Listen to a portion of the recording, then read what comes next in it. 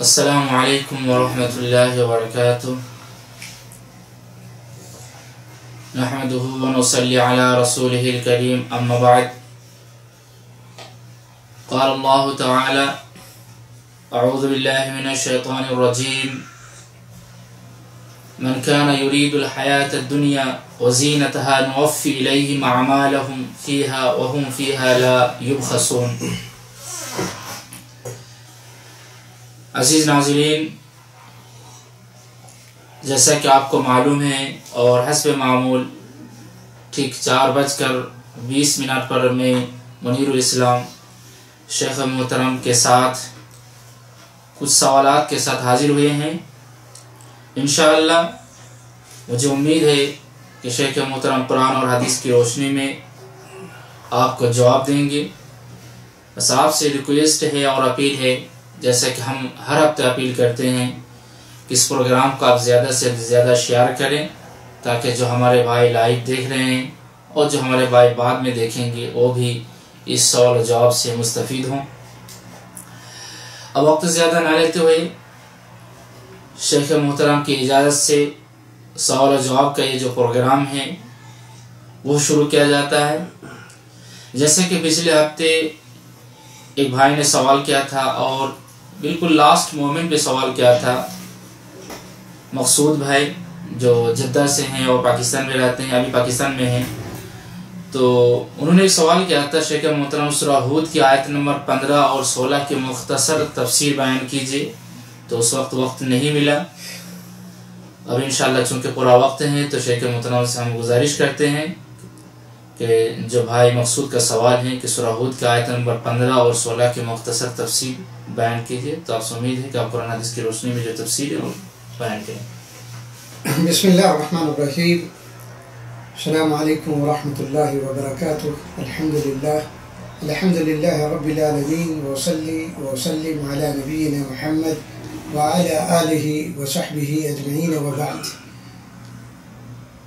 قابل احترام مشاہدین، گزشتہ مجلس میں ایک سوال مقصود بھائی نے فیس بک کے ذریعے سے ارسال کیا تھا اور ہماری گفتگو جاری اور ساری تھی اور وقت انتہائی کم تھا، جیسا کہ ہمارے عزیز نے ابھی عرض کیا، جس کی وجہ سے فوری طور پر ان کا جواب نہیں دیا جا سکا۔ تو ہمارے عزیز نے آج مقصود بھائی کے سوال کو مقدم رکھا ہے اور اولیت دی ہے، اور سوال یہ کیا گیا ہے کہ قرآن مجید میں جو سورہ ہود ہے، سورہ ہود کی آیت نمبر 15 اور 16 اس کی مختصر وضاحت جو ہے یا مختصر تفسیر مطلوب ہے۔ تو سب سے پہلے جانتے ہیں کہ آیت نمبر 15 ہے کہ من کان یرید الحیات الدنیا وزینتها نوفی الیہم اعمالهم فیها وهم فیها لا یبخسون اولئک الذین کفروا اولئک الذین لیس لهم فی الآخرة الا النار وحبط ما صنعوا فیها وباطل ما كانوا یعملون۔ یہ آیت نمبر 15 اور 16 ہے۔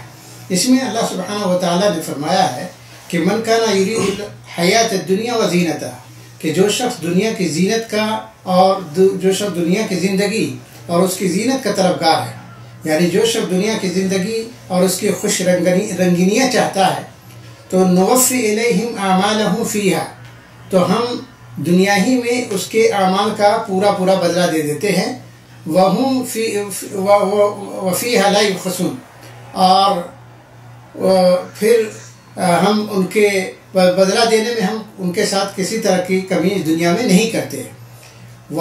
اس کے بعد 16 نمبر آیت ہے کہ اولئک الذین لیس لهم فی الآخرۃ الا النار، کہ یہی وہ لوگ ہیں کہ جن کے لیے آخرت میں عذاب نار کے علاوہ، جہنم کی آگ کے سوا، عذاب جہنم کے سوا، یعنی آخرت میں ان کے لیے کچھ نہیں ہے، یعنی آخرت میں عذاب جہنم کا عذاب ہی ان کو ملے گا، اور وحبط ما صنعوا فیہا، اور جو کچھ انہوں نے دنیا میں کیا ہوگا وہ ضائع ہو جائے گا، اور وباطل ما كانوا یعملون، اور جو کچھ وہ دنیا میں کرتے رہے ہیں وہ بیکار تھا ہی کہ ایمان کے بغیر۔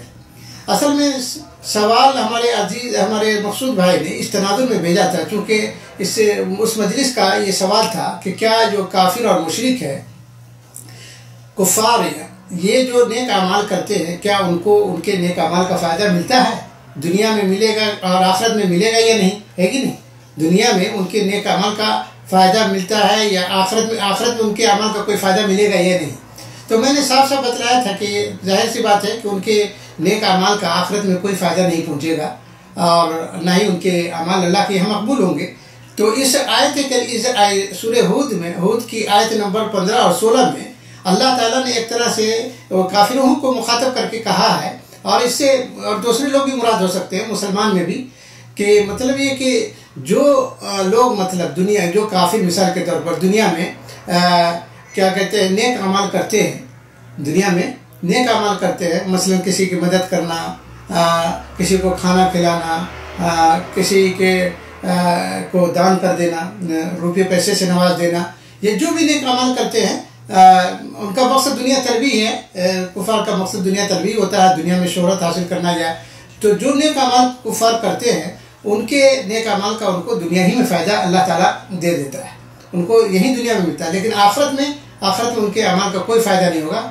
جو کچھ انہوں نے کیا ہو دنیا میں کیا ہے وہ دنیا ہی میں ملے گا، اور وہاں جو ہے یا دنیا ہی میں وہ آخرت میں اس کو کچھ نہیں ملے گا، اس لیے کہ ایمان ہی وہ نہیں لایا۔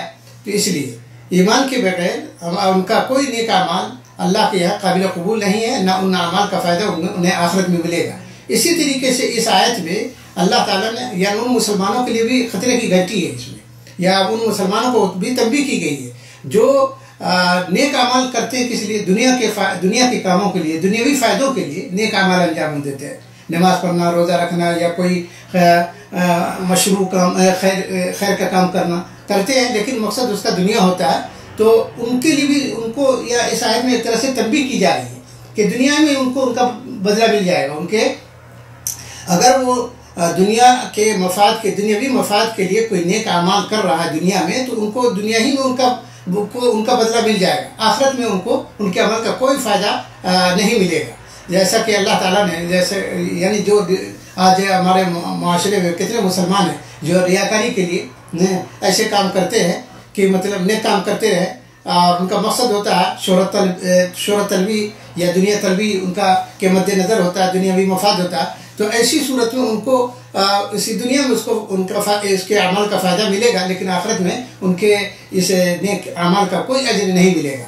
یہ جیسا کہ وہ حدیث بھی آتی ہے نبی صلی اللہ علیہ وسلم کی کہ جب قیامت کے دن حساب اور کتاب کا مرحلہ شروع ہوگا تو ایک آدمی کو اللہ کے بارگاہ میں اللہ کے پاس بلایا جائے گا، اور وہ آدمی ہوگا مثلا مجاہد فی سبیل اللہ ہوگا، اللہ کی راہ میں جہاد کرنے والا ہوگا۔ اللہ تعالیٰ اس سے پوچھے گا کہ تو نے کیا کام کیا، میں نے تم کو طاقت دی تھی، قوت دی تھی؟ تو وہ کہے گا کہ اللہ میں تیری راہ میں جہاد کرتا رہا یہاں تک کہ میں شہید ہو گیا۔ تو اللہ تعالیٰ کہے گا کہ تو نے اس لیے جہاد کیا کہ دنیا میں، اللہ کہے گا تو جھوٹ بکتا ہے، تو نے اس لیے جہاد کیا تاکہ دنیا میں تجھے بہادر کہا جائے، مجاہد کہا جائے، اور بہادر کے لقب سے تو نوازا جائے، تو تمہیں دنیا میں وہ شہرت مل گئی۔ پھر اللہ تبارک و تعالیٰ فرشتوں کو حکم دے گا اس کو جہنم کہ اس کو گھسیٹ کر کے جہنم میں پھینک دو۔ اسی طرح سے اور بھی دوسرے اصناف کا بھی ذکر ہے۔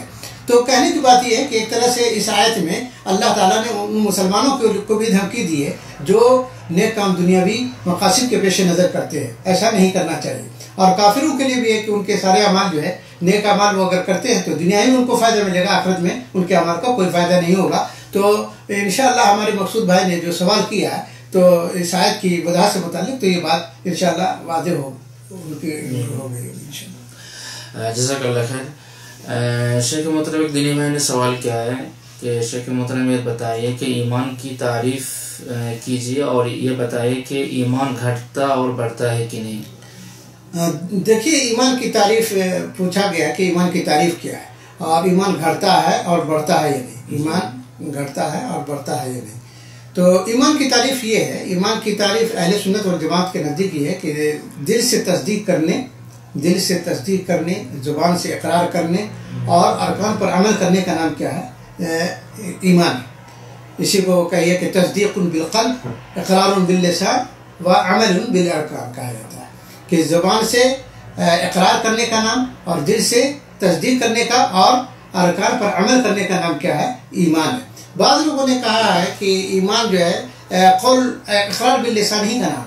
بعض لوگ کہتے ہیں کہ ایمان جو ہے اقرار باللسان، زبان سے اقرار کرنے کا ہی نام ہے. لیکن جو لوگ یہ کہتے ہیں اس کے نزدیک اگر ہم کہتے ہیں کہ ایمان کی یہ تعریف اگر اس کو صحیح مان لیا جائے تو جتنے منافق ہیں وہ بھی مسلمانوں کی طرح کامل مومن ہو جائے، اس لیے کہ وہ بھی زبان سے اقرار کرتے ہیں دل میں. تو زبان سے صرف اقرار کا نام نہیں ہے. یا اسی طریقے سے کچھ لوگ کہتے ہیں کہ دل کی معرفت کا نام کیا ہے؟ ایمان ہے. یہ بھی غلط ہے. ایمان تینوں چیزوں کے الایمان قول و عمل، یا الایمان اقرار باللسان، تصدیق بالعمل و عمل بالارکان، تینوں کے مجموعے کا نام کیا ہے؟ ایمان ہے. جو لوگ کہتے ہیں دل کی معرفت کا نام جو ہے، دل کی معرفت کا دل کی معرفت سے یہ ایمان ہے، تو یہ غلط ہے. اس لیے کہ اگر ہم کہتے ہیں کہ دلی معرفت تو اس میں یہ ہے کہ دل سے تو آدمی تو بہت سے، جیسے اگر اس کو تسلیم کر لیا جائے، ایمان کی یہ تعریف صحیح مان لیا جائے، تو ایسی صورت میں جو فرعون ہے وہ بھی ایک طرح سے سمجھے کہ وہ مسلمان ہی ہے، اس لیے کہ وہ بھی دل سے حضرت موسیٰ علیہ السلام کی صداقت کا قائل تھا. ہاں، حضرت موسیٰ اور حضرت ہارون کی سچائی کے وہ قائل تھا وہ. تو اس لیے وہ بھی، تو یہ بھی مطلب تعریف اصل یہی ہے کہ ایمان کہتے ہیں دل سے تصدیق کرنے اور زبان سے اقرار کرنے اور ارکان اعضاء و جوارح کے ساتھ عمل کرنے کا نام کیا ہے؟ ایمان ہے. تو یہ ایمان کی تعریف ہو گئی.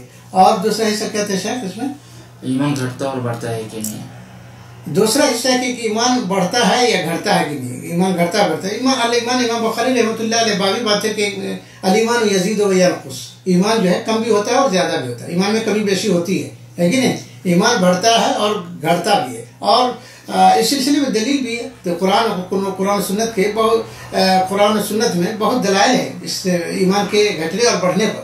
مثلا قرآن مجید میں اللہ تعالیٰ نے سورۃ الانفال میں فرمایا ہے کہ وَإِذَا تُلِيَتْ عَلَيْهِمْ آيَاتُهُ زَادَتْهُ ایمانا. اللہ سبحانہ و تعالیٰ نے فرمایا کہ جب اللہ تعالیٰ کی آیتیں ان کے اوپر پڑھی جاتی ہے تو یہ آیتیں ان کی ایمان میں اضافہ کرتی ہے.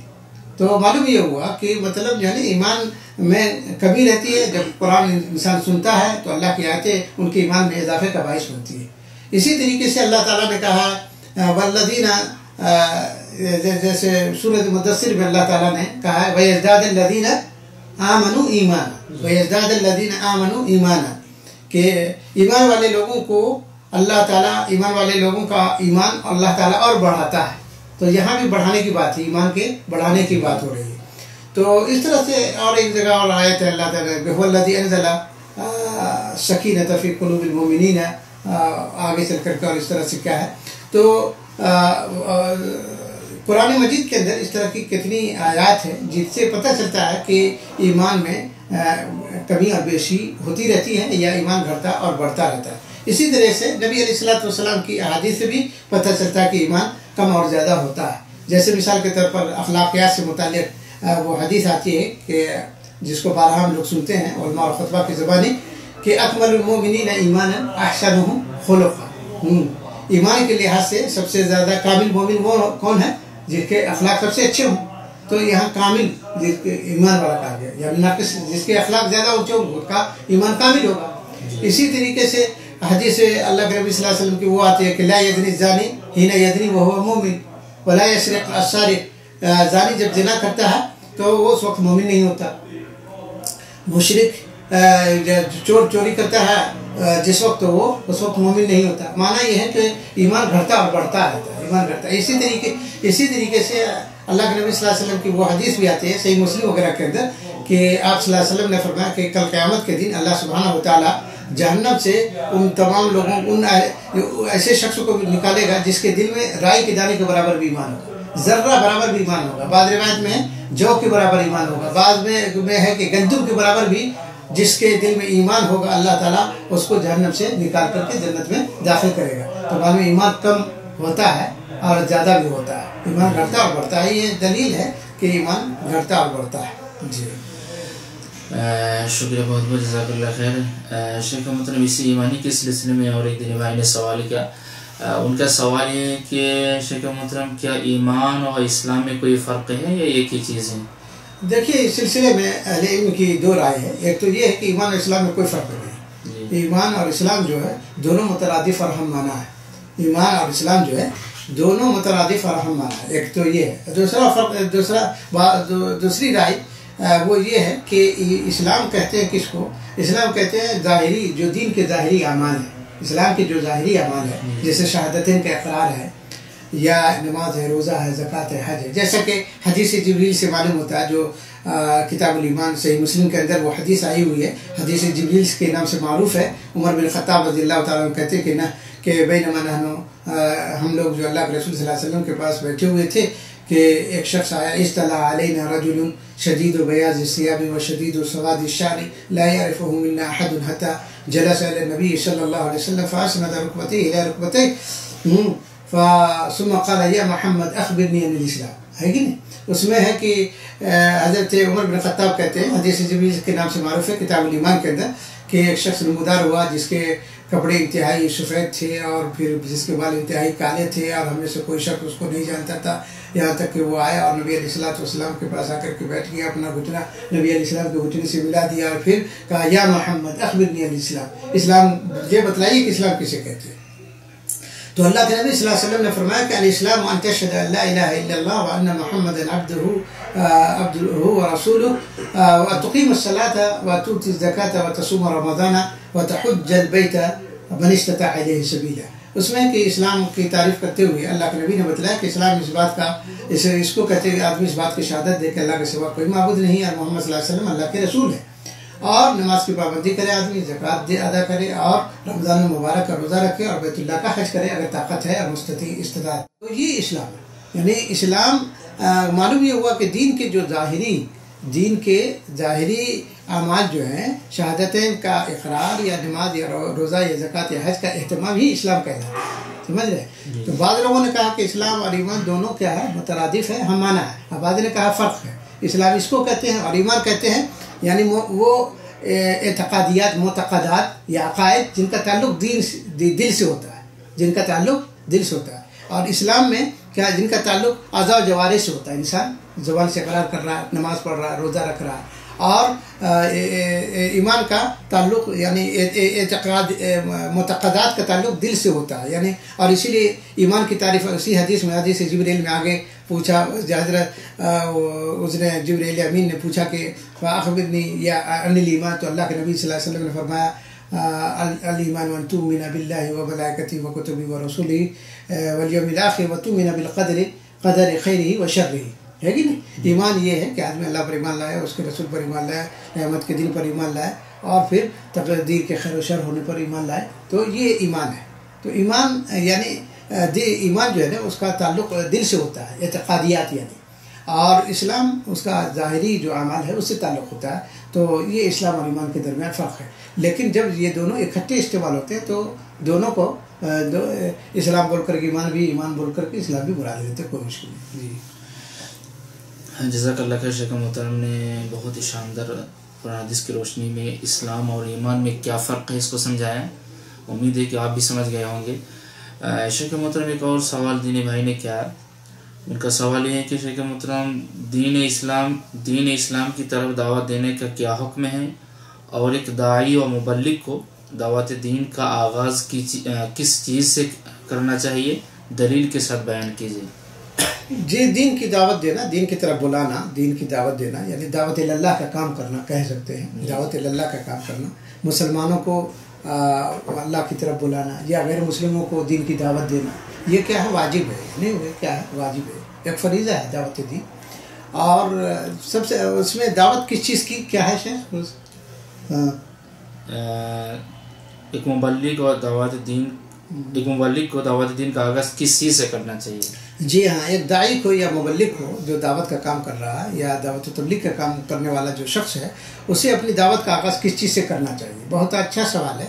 تو جواب اس کا یہ ہے کہ توحید سے اپنی دعوت کا آغاز کرنا چاہیے. مسئلہ توحید سے، عقیدے کی تصحیح ضروری ہے سب سے پہلے. ہاں، تصحیح عقیدہ یعنی عقیدے کی پہلے دعوت دے، توحید کی دعوت دے. اور یہی حضرات انبیاء کا منہج بھی رہا. آپ دیکھیں جتنے نبی رسول آئے ان کی دعوت، انہوں نے اپنی دعوت کا آغاز کس سے کیا؟ یعنی دعوت توحید سے کیا. اللہ تعالیٰ نے قرآن میں کہا وَلَقَدْ بَعَثْنَا فِي كُلِّ أُمَّةٍ رَسُولًا أَنِ اعْبُدُوا اللَّهَ وَاجْتَنِبُوا الطَّاغُوتَ. کہ ہم نے ہر امت میں رسول بھیجے یہ کہہ کر کے یہ حکم دے کر کے کہ وہ لوگوں کو اس بات کی دعوت دے، ایک اللہ کے واحد القہار کی عبادت کی دعوت دے، واجتنبوا الطاغوت اور طاغوت سے لوگوں کو بچنے کی دعوت دے. ٹھیک ہے. تو اور اسی طرح اللہ تعالیٰ کا وما ارسلنا من قبلک من رسول الا نوحی الیہ انہ لا الہ الا انا فاعبدون. جتنے نبی آئے تو ہمارے نبی جناب محمد رسول اللہ صلی اللہ علیہ وسلم جس کی زندگی میں آپ جس کی سیرت میں ہمارے لیے اسوہ اور نمونہ ہے، آپ صلی اللہ علیہ وسلم نے جب اپنی دعوت کا آغاز کیا بعثت نبوت و رسالت کے ملنے کے بعد 13 سال جو مکہ میں اپنی دعوت کا 13 سال مکہ میں رہے اور 40 سال میں آپ کو نبوت آپ نبی بنا دیے گئے، نبوت کی دولت سے سرفراز کیے گئے. تو اس کے بعد آپ نے جب دعوت کا آغاز کیا ہے تو آپ نے توحید اپنی دعوت کا آغاز توحید سے کیا. آپ نے لوگوں کو کہا یا ایھا الناس قولوا لا الہ الا اللہ تفلحوا، یعنی توحید کی دعوت دی، ایک اللہ واحد القہار کی دعوت. تو ہمارے نبی نے بھی خود دعوت کا آغاز توحید سے کیا. تو ہم کو بھی اور آپ کو ایک مبلغ کو ایک داعی کو چاہیے کہ اپنی دعوت کا آغاز توحید سے کرے. آج جو ہے نا مختلف جماعت کے جو لوگ ہیں، مسلمانوں میں مختلف جماعتیں پائی جاتی ہیں. تبلیغی جماعت ہے، کوئی مطلب پہلے نماز کی دعوت دے رہا ہے، تو جماعت اسلامی والے ہیں تو وہ دعوت دیتے اسلام کے اخلاقیات کی، اسلام کی محاسن کی دعوت دیتے. آج مسلمانوں کو ہم اگر دعوت کا کام انجام دے رہے ہیں، آج ایسے ایسے مسلمان ہیں جو شرک کا ارتکاب کر رہے ہیں، جو غیر اللہ کے چوکھٹوں پر سجدہ ریز ہے، جو کیا کہتے ہیں مردوں سے فریادیں طلب کر رہے ہیں. یعنی عقیدہ صحیح نہیں ہے اور آپ اس کو نماز کی دعوت دے رہے ہیں. سب سے پہلے آپ ہیں کہ نماز توحید کی دعوت دیجیے، عقیدے کی تصحیح کی دعوت دیجیے. پہلے اس کو بتلائیے کہ توحید کیا ہے، توحید اور شرک کے درمیان کیا فرق ہے. اس کے بعد اس لیے کہ جب ہم اس کو نماز کی دعوت دیں گے اور عقیدہ خراب ہوگا تو پھر اس کی نماز درست ہوگی نہیں درست ہوگی.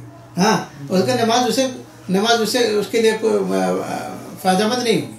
تو اس لیے توحید سے اپنی دعوت کا آغاز کرنا چاہیے. ایک بات اور بیان کر کے میں اپنی گفتگو ختم کرتا ہوں کہ خود اللہ کے نبی صلی اللہ علیہ وسلم نے، چونکہ دلیل کے ساتھ آپ نے کہا اس میں تو دلیل تو ایک تو یہ حضرات انبیاء جو ہے ان کا منہج وہی تھا، اور وہ جتنے انبیاء آئے وہ سب نے اپنی دعوت کا آغاز توحید سے کیا.